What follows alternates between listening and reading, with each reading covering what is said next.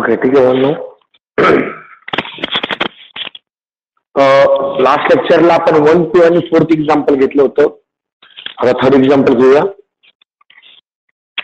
Example number 3, x is equals 0, x is equals to 5, y is equals 0, y is equals to 4. तुम्ही यातलं कोणताही एक variable घेऊ शकताय सोल्युशन. तरी ते आपण डायग्राम पाहिली, डायग्राम अशी येते.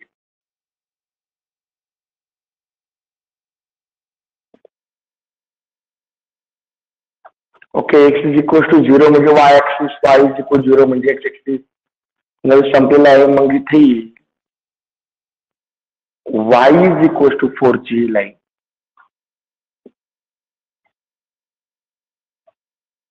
आणि x इज इक्वल टू 5 ची ही लाईन.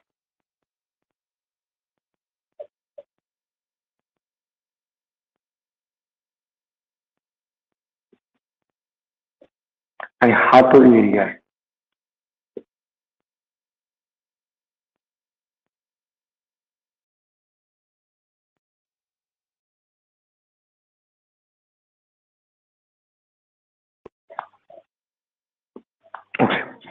Therefore,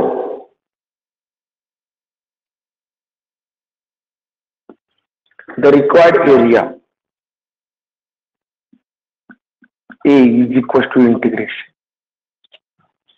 आता पहिल्या कॉर्नर मध्ये असं काही टेन्शन नाहीये.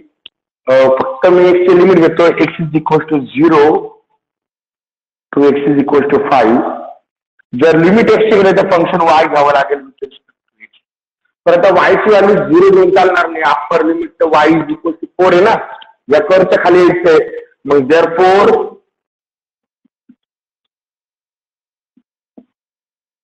y ची व्हॅल्यू 4. सिन्स इथे मी y ची व्हॅल्यू कोणती घेतली तर अप्पर लिमिट म्हणजे y च्या वरचं function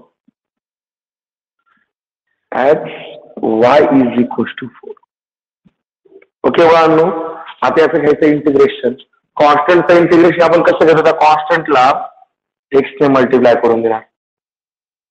4x from 0 to 5. Therefore, a is equals to 4 into 5 minus 4 into 0. म्हणजे त्याला a is equals to 20 minus 0. Therefore, a is equals to 20 square units.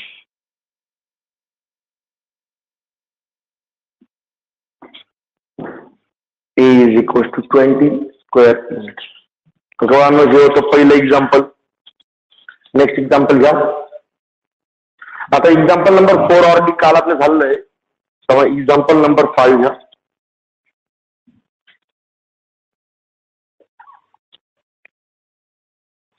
xy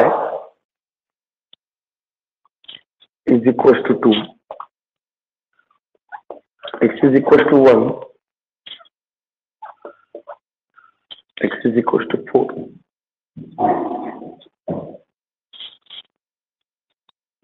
Okay, well, the solution.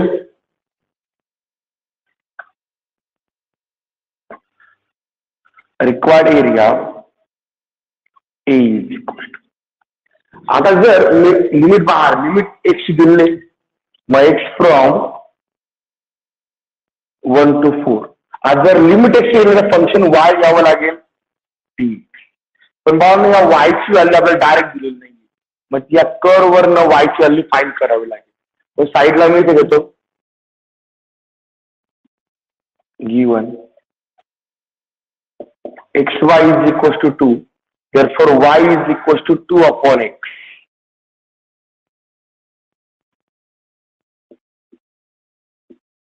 y ची value त्या curve वरून काढली ती आली 2 upon x.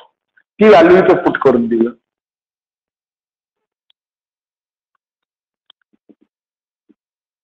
Therefore, a is equals to integration 1 to 4 2 upon x dx. तर 2 scalar आहे, इंटिग्रेशनच्या बाहेर घेऊ जा.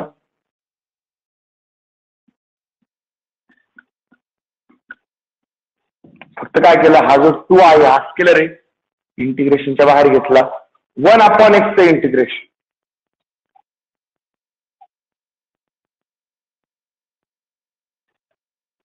1/x integration log of mod of x plus ती लिहायची गरज नाही फ्रॉम 1 to 4. बरोबर आहे. एकदा अप्पर लिमिट पुट करा, एकदा लोअर लिमिट पुट करा. Log of 4 minus log of 1 आणि लॉग 1 ची व्हॅल्यू आपल्याला माहिती. लॉग 1 ची व्हॅल्यू असते 0. therefore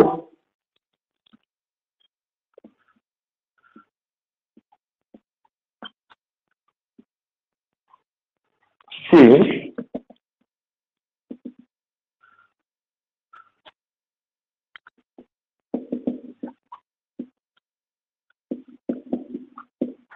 log of 1 is equals to 0 and therefore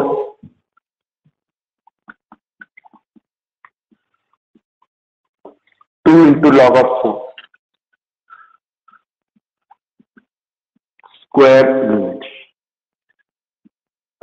बाळांनो हा आला रिक्वायर्ड आहे. खूप स्ट्रेट फॉरवर्ड एक्झाम्पल्स असतात बाळांनो. फक्त लिमिट डोक्यात काय करायचं की जर तुम्ही लिमिट एक्सचे घेता तर फंक्शन वाय घ्यायचं. काही वेळेस तो वाय डायरेक्ट एक्झाम्पल मध्ये दिला असतो, काही वेळेस दिलेलं नसतं. मग कर्चं इक्वेशन जे आहे त्यातून तो वाय सॉल्व्ह करायचा आहे.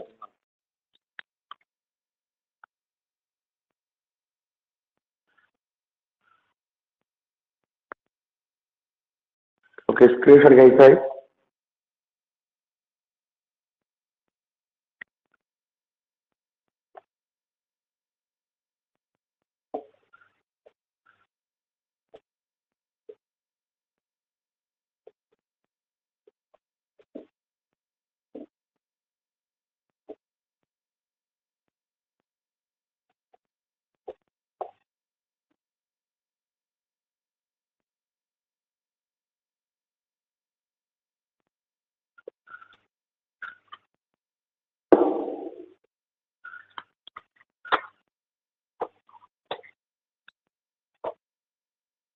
ओके, घेतला स्क्रीनशॉट.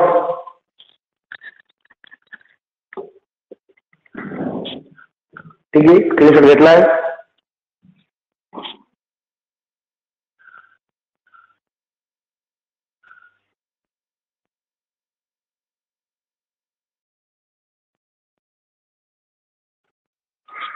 हे एक्झाम्पल 2-2, 3-3 मार्क्स बरं का बाळांनो. ओके, एक्झाम्पल नंबर 6 घ्या. Next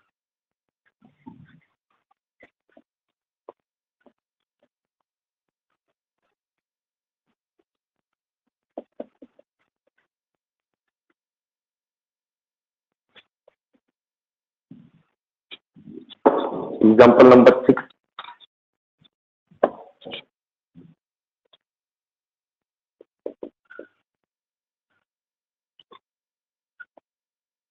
Y square is equals to x. X is equals to 0. X is equals to 4.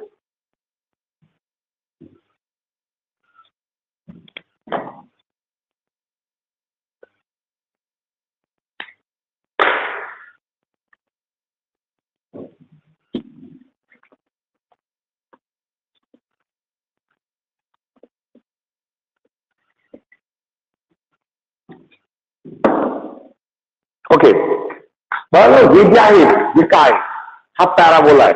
आता पॅराबोलाचं इक्वेशन कसं ओळखायचं हे तुम्हाला सांगतो. खूप सिंपल थिअरी आहे. थिअरी लाईटची वगैरे काहीच गरज नाही. दिस इज पॅराबोला. मात्र हा जो पॅराबोला आहे या पॅराबोलाचं इक्वेशन ओळखायचं कसं, पॅराबोलाचे ओरिएंटेशन ओळखायचे कसे आणि पॅराबोला ड्रॉ कसा करायचा हे पहिले समजून घेऊया आणि नंतर मग हे एक्झाम्पल सॉल्व्ह करूया. ओके, लक्षात अगोदर 2 व्हेरिएबल आहे, एक्स आणि वाय. जर एका व्हेरिएबलचा पॉवर 1 आहे आणि दुसऱ्या व्हेरिएबलचा पॉवर 2 आहे तो असतो पॅराबोला. म्हणजे 1 variable 1 has power 1 and other has 2. जर एकाची पॉवर 1 आहे एकाची पॉवर 2 आहे तर पॅराबोला असतो. ओके, मग इथे पॉवर 1 आहे, इथे पॉवर 2 आहे, म्हणजे हा पॅराबोला आहे. Therefore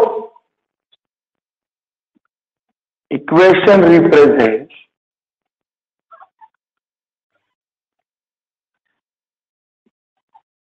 parabola. Equation represent parabola. आणि आता हा जो पॅराबोला आहे,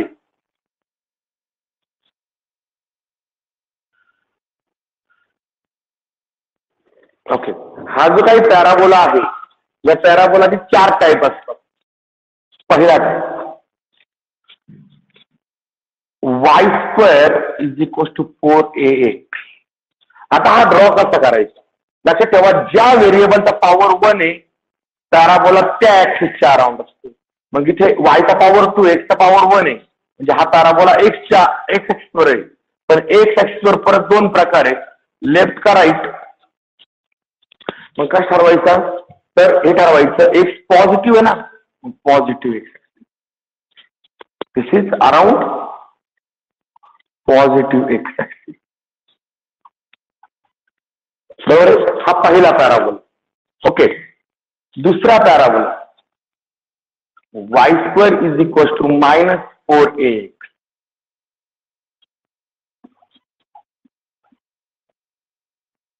ओके,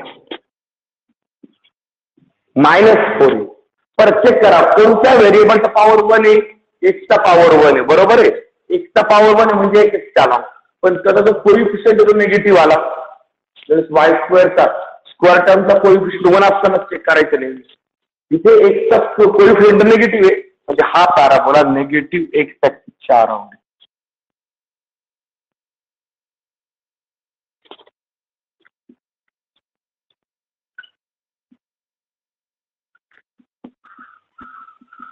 निगेटिव्ह एक्स. बरोबर आहे. ओके, आता तिसऱ्या टाईपचा पॅराबोला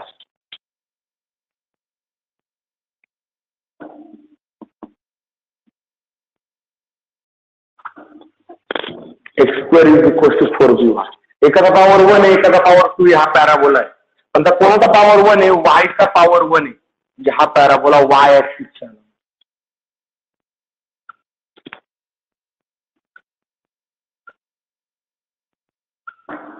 बरोबर आहे. त्यानंतर फोर्थ पॅराबोला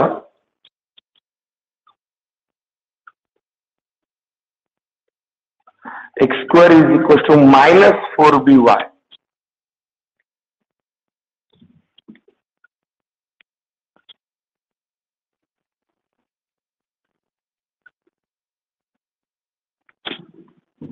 ओके, आता हा पॅराबोला वायचा पॉवर 1 आहे, म्हणजे वाय ऍक्सिसवर असतो, पण तो वायचा कोइफिशियंट निगेटिव्ह आलेला आहे, मग तो पॅराबोला निगेटिव्ह वाय ऍक्सिसचा अराउंड.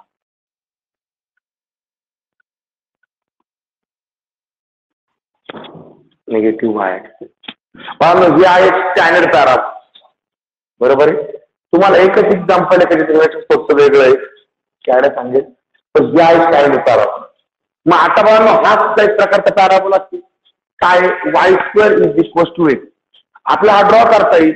कसा ड्रॉ करता येईल? सोल्युशन. ही पॅराबोलची थिअरी सांगितली तुम्हाला. आणि त्यामध्ये लॅटर सेक्टम असते. तर लॅटर सेक्टम कोणती असते? तर इथे जो ए आलाय ही असते लॅटर सेक्टम. इथे जो बी आलाय तो असते लॅटर सेक्टम. बरोबर आहे. लॅटर सेक्टम ए किंवा बी असते डिपेंडिंग ऑन ओरिएंटेशन. ओके मुलांनो, आता हा जो आहे y² is equal to x, हा सुद्धा पॅराबोला तो पहिल्या टाईपचा पॅराबोला आहे. ओके, मग आपण डायग्राम काढू शकतो. कशी काढणार? नीट लक्षात घ्या. एकचा पॉवर 1 आहे, एकाचा पॉवर 2 आहे. बरोबर आहे. ज्याचा पॉवर 1 आहे त्या ऍक्सिसच्या अराउंड पॅराबोला.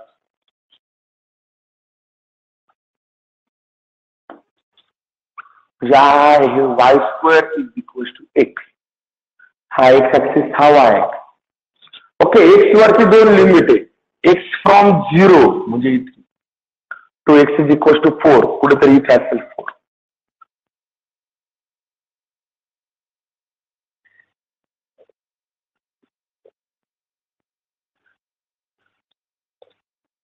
ओके, या दोघांच्या मधला एरिया घ्यायचा आहे पॅराबोलाच्या आत. पण क्वेश्चन मध्ये एक्स ऍक्सिसचा उल्लेख आहे. एक पाहून घ्या, क्वेश्चन मध्ये म्हटलंय एक्स ऍक्सिस, म्हणजे एक्स ऍक्सिसच्या खाली जायचं नाही.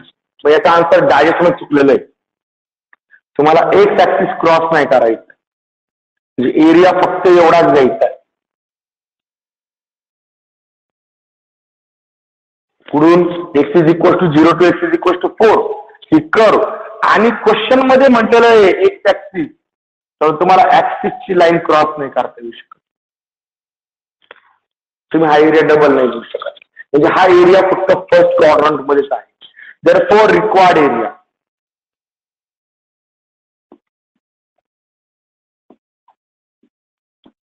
E is equal to, आता integration limit x from 0 to 4. आता लिमिट x च्या तिथं फंक्शन y ऍक्सिस t. आता लक्षात घ्या, जर हा खालचा एरिया घेतला असता तर एरिया दोन क्वाड्रंट मध्ये लागता, म्हणजे मल्टिप्लाय बाय 2 करावा लागला असता. तरी मल्टिप्लाय बाय 2 करायची गरज नाहीये, कारण की तुम्हाला इंटिग्रेशन जो एरिया भेटतो तो फक्त फर्स्ट क्वाड्रंट मधला एरिया भेटतो. म्हणजे तुम्हाला फक्त हा एरिया ए भेटून राहिलेला आहे. जर हा खाली पण असेल तर मल्टिप्लाय बाय 2 केला असता. पण बाळांनो इथं वायची व्हॅल्यू नाही, पण वाय स्क्वेअरची व्हॅल्यू. मग given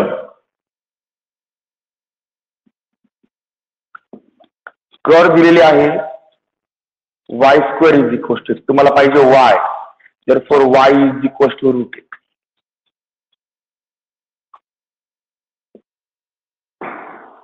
Therefore y is equal to root x he value put करायची. Therefore required area is equal to 0 to 4 root x dx. Okay, root x म्हणजे काय होईल,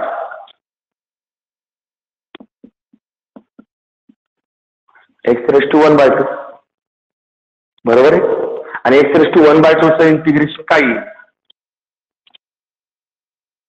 पॉवर 1 ने इन्क्रीज करा, 1/2 प्लस 1 3/2 अपॉन 3/2. म्हणजेच तो वरती घेतला तर असं पण होईल, x रेस टू 3/2 अपॉन 3/2. एकदा अप्पर लिमिट पुट करायचं, लोअर लिमिट पुट करा.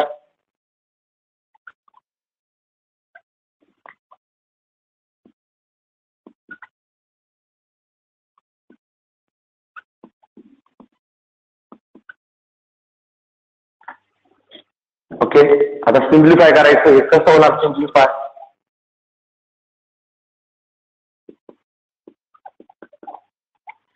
इथे मी सिम्प्लिफाय करायची गायडा करतो. हा जो 4 आहे, 4 म्हणजे काय, 2 स्क्वेअर ना, मग याला मी 2 स्क्वेअर घेतो आणि वरती रेस टू 3/2 आहे असं अपॉन 3 टू -0. इथे बघा अपॉनचा 2 आणि मल्टिप्लाय जाते कॅन्सल, म्हणजे इथे उरला का 2 into 2 cube upon 3, that is 2 cube 8, 8 into 2 16, 16/3. म्हणजे रिक्वायर्ड एरिया आला 16/3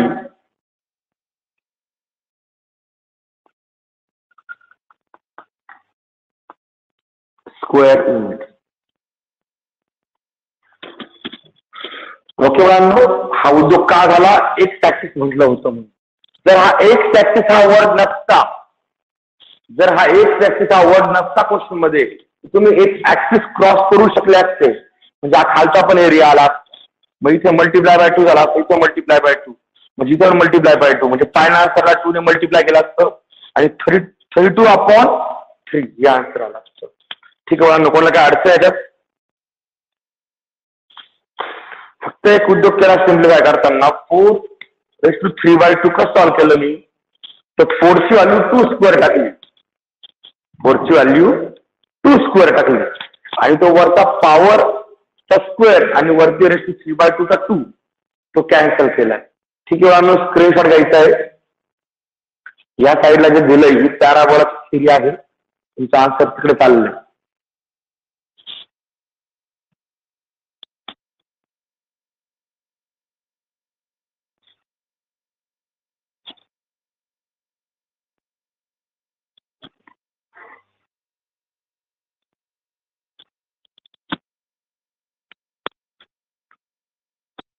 ओके, घेतला इकडचा स्क्रीनशॉट घेतला प्रत्येकाने. ठीक आहे. ही पॅराबोलाची थेरी लिहिली नोटबुक मध्ये तरी चालेल किंवा नाही लिहिली तरी चालेल.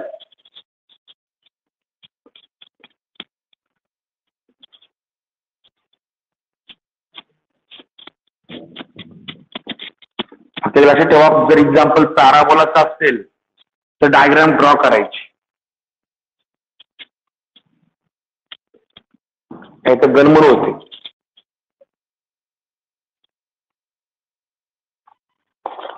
ओके, नेक्स्ट एक्झाम्पल आहे एक्झाम्पल नंबर 7.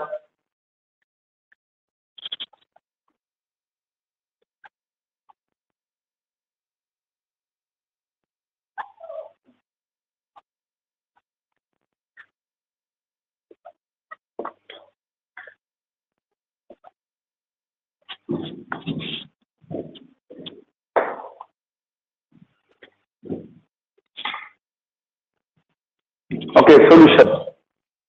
परत कोणत्या व्हेरिएबलचा पॉवर 1 आहे? एक्सचा पॉवर 1 आहे.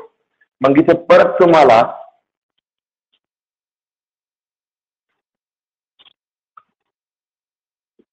एक्स वाय ऍक्सिस ड्रॉ करून घ्यावे लागतील. परत आता हा एक्स ऍक्सिसचा अराउंड आहे, पॅराबोला पॉझिटिव्ह ऍक्सिसचा अराउंड. ओके, हा आला तो parabola y square is equal to 16x. Okay, limit परत एक्सचे तेच लिमिट्स वाटतं 0 to 4.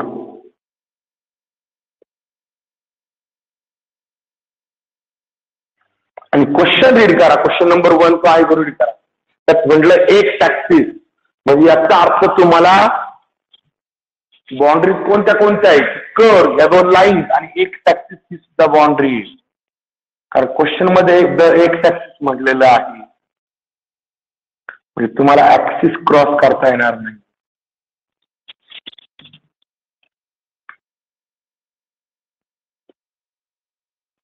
कारण काय, क्वेश्चन मध्ये म्हटलं एक्स ऍक्सिस. ओके, मग आता बघा, हा आला तो एरिया एकाच क्वाड्रंट मध्ये, म्हणजे काय मल्टिप्लाय वगैरे काही करायचं नाहीये, डायरेक्टली आन्सर घ्यायचे. देअरफॉर द रिक्वायर्ड एरिया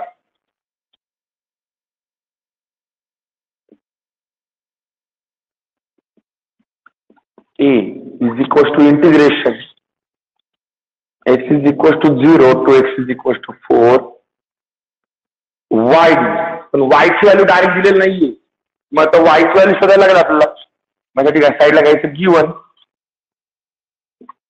काय दिलंय,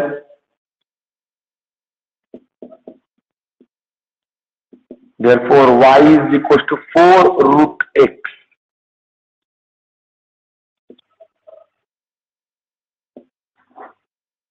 ओके, ही व्हॅल्यू टाकून द्या. therefore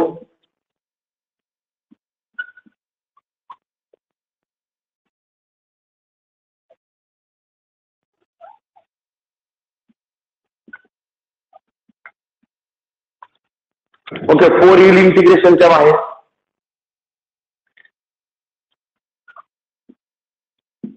रूट एक्स म्हणजे एक्स रेस टू 1 बाय डी. ती व्हॅल्यू आपण शोधलेली तीच पा, तुम्ही तिला डायरेक्टली लिहिते चालेल किंवा ते परत सॉल्व्ह करून दाखवतो. therefore A is equal to 4 into हे इंटिग्रेशन आहे x raise to 3/2 upon 3/2 0 to 4.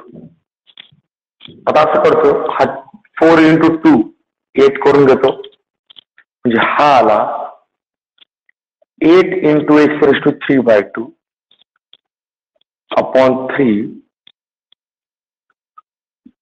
0 to 4. एकदा अप्पर लिमिट पुट करायचं, लोअर लिमिट पुट करा.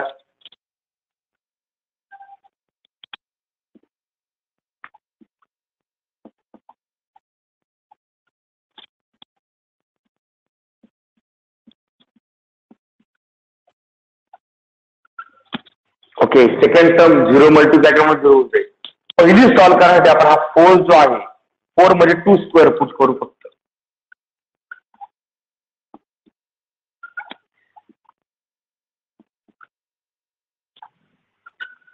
-0 त्याचा संपलेला आहे. इथे पॉवरचा 2 आणि हा अपॉनचा 2 कॅन्सल होऊन जाणार आणि मग काय उरणार आहे फक्त इथे 8 × 2 क्यूब अपॉन 3. 2 क्यूब म्हणजे किती 2 × 2 × 2 म्हणजे 8. 8 × 8 64. Therefore A is equals to 64 upon 3 square units. आता नीट लक्षात घ्या जर या क्वेश्चन मध्ये जर एक ऍक्सिसचा उल्लेख नसता तुम्हाला खालचा पण एरिया घेतला असता. मग एरिया 2 क्वाड्रंट मध्ये गेला असता तर मल्टिप्लाय बाय 2 झाला असता. इथे पण 2 इथे पण 2 म्हणजे इथे पण 2 ने मल्टिप्लाय करायला असतं. जे 5 नंतर आलं असतं 128 upon 3. काय समज तेच दिले त्यांनी मल्टिप्लाय बाय 2 घेतलेला आणि हा खालचा एरिया घेतलेला आहे. पण नीट रीड करा क्वेश्चन मध्ये एक ऍक्सिसचा उल्लेख आहे म्हणजे दादा तुम्ही ऍक्सिस क्रॉस करू शकत नाही. ओके बाळांनो स्क्रीनशॉट घ्यायचा आहे.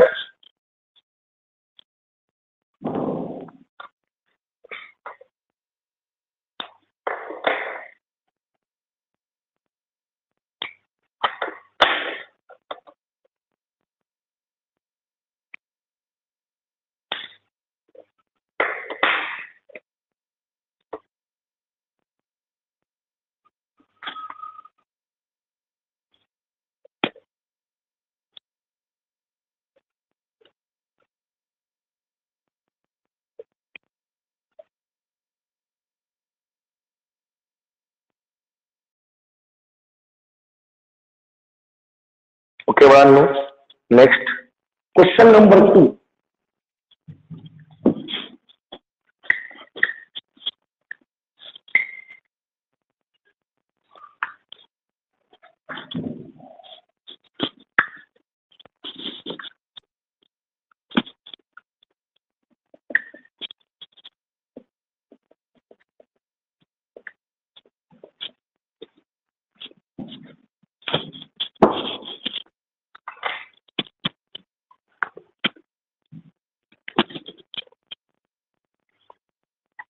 Question number 2. Find the area of the region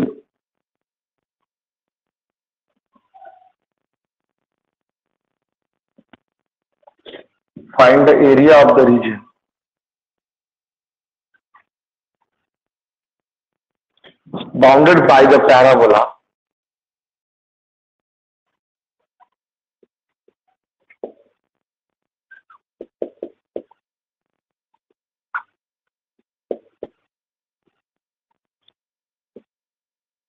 and its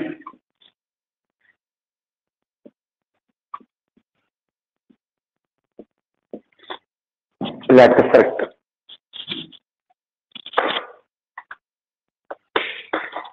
okay तर बाळांनो लॅटस रेक्टम काय असते मी तुम्हाला सांगितलेलं आहे. ए किंवा बी जो असतो ना फॉर्म्युला मधला तो असतो लॅटस रेक्टम. मला इथे काय उद्योग करायचा समजून सर्वात पहिले तुम्हाला लॅटस रेक्टमची व्हॅल्यू फाइंड करायची मग कसं शोधणार पहा. त्यात पहिले solution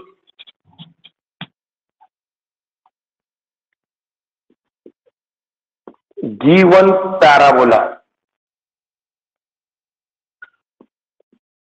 is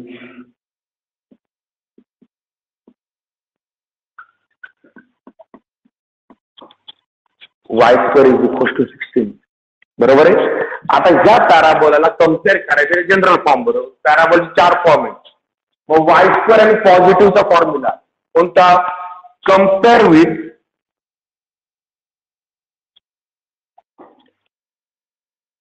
y² is equals to 4ax. y² is equals to 4ax. Comparison केल्यानंतर तुम्हाला therefore y² x ला 4a ची व्हॅल्यू भेटणार आहे 16. therefore आता हा जो 4 आहे हा इकडे आहे मल्टिप्लायला याला डिवाइडला. therefore a is equals to 16 upon 4 which is equals to 4.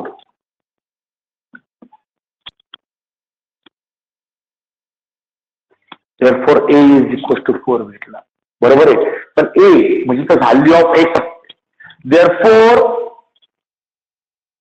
but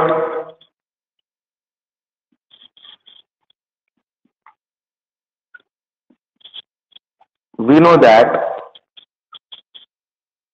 equation of lattice rectum is x is equals to a and therefore x is equals to a ची व्हॅल्यू तर 4 आली म्हणजे x is equals to 4 हे आलं lattice रेक्टमचं equation. बरोबर आहे. मग आता प्रश्न आला हा पॅराबोला कसा असणार आहे. कोणाचा हा पॅराबोला तोच, बरोबर आहे ना. मग therefore हा पॅराबोला तर हाच. पण आता इथे कुठेही एक्स ऍक्सिसचा उल्लेख नाहीये, याचा अर्थ आपण ऍक्सिस क्रॉस करू शकतो. याचा अर्थ काय, आपण ऍक्सिस क्रॉस करू शकतोय. मग जर ऍक्सिस क्रॉस केला तर ह्या एक्झाम्पल साठी हा एरिया होऊन जाईल एवढा. कारण वरती आपण एक्स ऍक्सिसचं म्हणणंच नाही पुढे, म्हणजे एक्स ऍक्सिस ही तुमची बाउंड्री नाहीये. म्हणजे हा एरिया आहे एवढा. बरोबर आहे. कुठे एक्स ऍक्सिस म्हटलेलं नाहीये, म्हणजे हा पूर्ण एरिया आहे.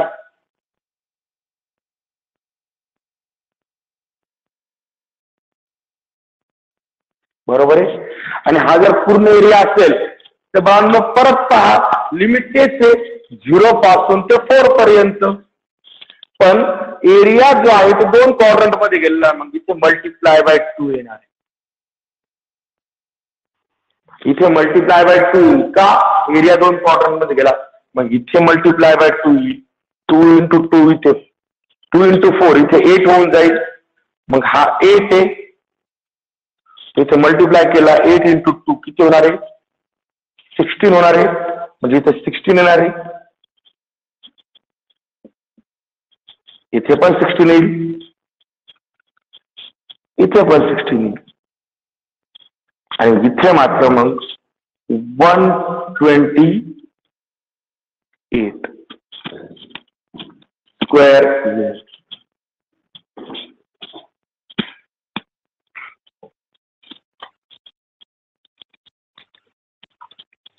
म्हणजे हे एक्झाम्पल पूर्ण मागचं एक्झाम्पलच आहे. फक्त लक्षात काय घ्यायचं तुम्हाला की इथे lattice रेक्टमचे x is equal to 4 हे इक्वेशन तुम्हाला बनवायचं होतं. आणि जसं आपण हा ओरिजिनला पाहत होतो म्हटलं लोअर लिमिट तर 0 असणार आहे पॅराबोलाचं. पण प्रश्न एक होता तो म्हणजे अप्पर लिमिटचं, ते आपण काढलं लॅटिस रेक्टम म्हटलं ना ते. मग लॅटिस रेक्टममुळे इक्वेशन काढलं, कुठेही एक ऍक्सिसचा उल्लेख नव्हता, म्हणून आपण ऍक्सिस क्रॉस केला या एक्झाम्पलला. आणि तो एरिया जो आहे तो 2 क्वाड्रंट मध्ये गेला. म्हणून मग आपण काय केलं, त्या इंटिग्रेशनला मल्टिप्लाय बाय 2 केलं. मल्टिप्लाय बाय 2 का केलं, तर एरिया 2 क्वाड्रंट मध्ये, पहिल्या आणि चौथ्या क्वाड्रंट मध्ये गेलाय. आणि मग फक्त 2 ने मल्टिप्लाय करून जसं मागचं एक्झाम्पल सॉल्व्ह केलं होतं सेम एक्झाम्पल सॉल्व्ह केलेलं.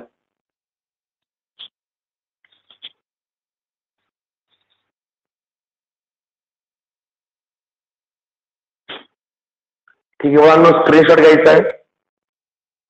आता उरले फक्त डॉक्टरच्या सेमेस्टरचा हा एक्झाम्पल, असे बारीक बारीक सेमेस्टरचा हा एक्झाम्पल उरलेले.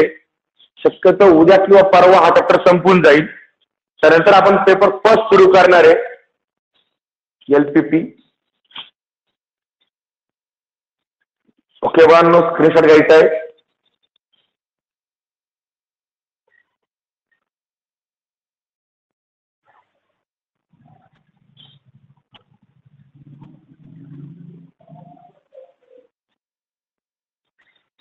ठीक आहे.